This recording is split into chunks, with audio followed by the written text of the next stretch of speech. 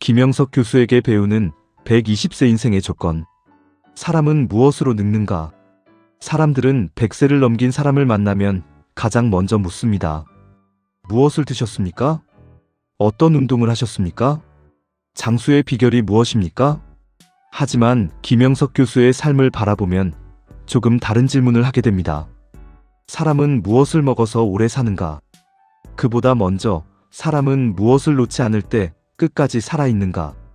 김영석 교수는 단순히 오래 산 사람이 아닙니다. 그는 100세를 넘어서도 책을 쓰고 사람들 앞에서 이야기하고 인간과 사회를 향해 계속 질문해온 사람입니다. 강단에서 내려왔다고 해서 생각까지 내려놓지는 않았습니다.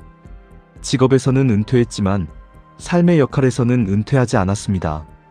일을 끝낸 것이 아니라 일하는 방식을 바꾼 것입니다. 120세 인생에서 중요한 것은 몇 살까지 직장에 다니느냐가 아닙니다. 언제까지 자신의 역할을 갖고 사느냐입니다. 돈을 버는 일이 아니어도 좋습니다. 글을 쓰고 후배에게 경험을 전하고 가족에게 지혜를 나누고 사회가 가야 할 방향을 고민하는 일. 누군가에게 필요한 사람으로 남아있는 것.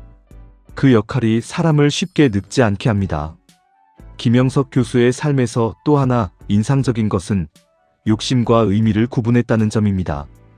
그는 재산과 권력을 끝없이 늘리려 하지 않았습니다. 자리와 명예를 붙잡고 살지도 않았습니다. 그러나 삶의 의미까지 내려놓지는 않았습니다. 나이가 들수록 오히려 인간은 어떻게 살아야 하는지, 사회는 어떤 방향으로 가야 하는지, 다음 세대에게 무엇을 남겨야 하는지를 더 깊이 고민했습니다. 욕심을 내려놓는 것과 삶의 목적을 포기하는 것은 전혀 다른 일입니다. 욕심은 줄여도 되지만 의미까지 줄여서는 안 됩니다. 그의 생활에는 특별한 기적이 있었던 것이 아닙니다. 과식하지 않고 술을 멀리하고 규칙적인 생활을 지키며 몸을 무리하게 사용하지 않았습니다.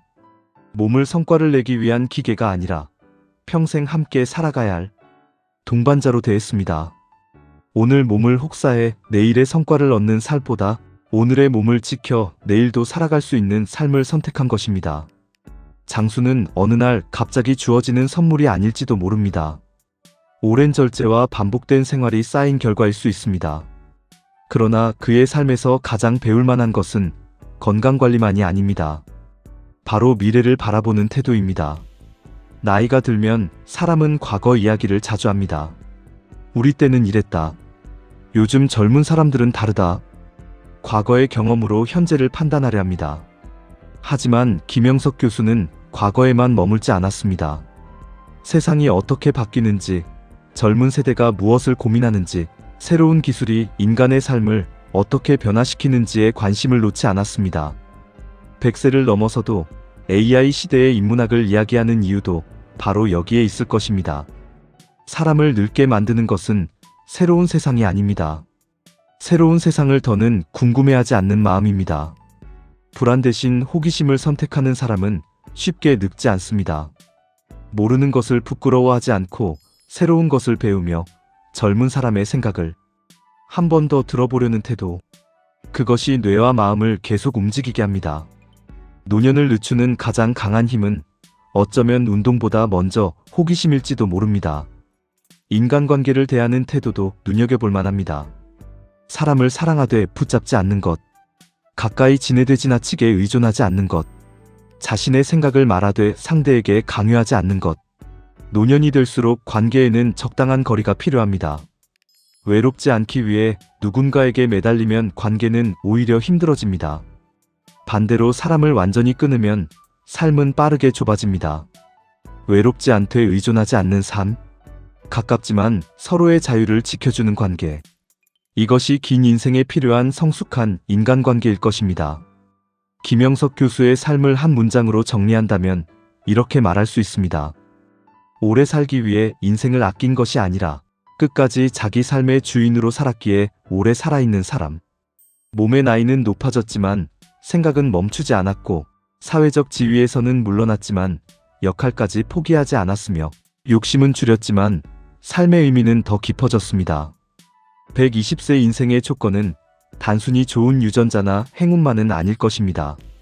생각을 멈추지 않는 태도, 몸을 함부로 다루지 않는 절제, 세상에 대한 호기심, 사람과 적당한 거리를 유지하는 지혜, 그리고 마지막까지 자신의 삶을 책임지겠다는 의지.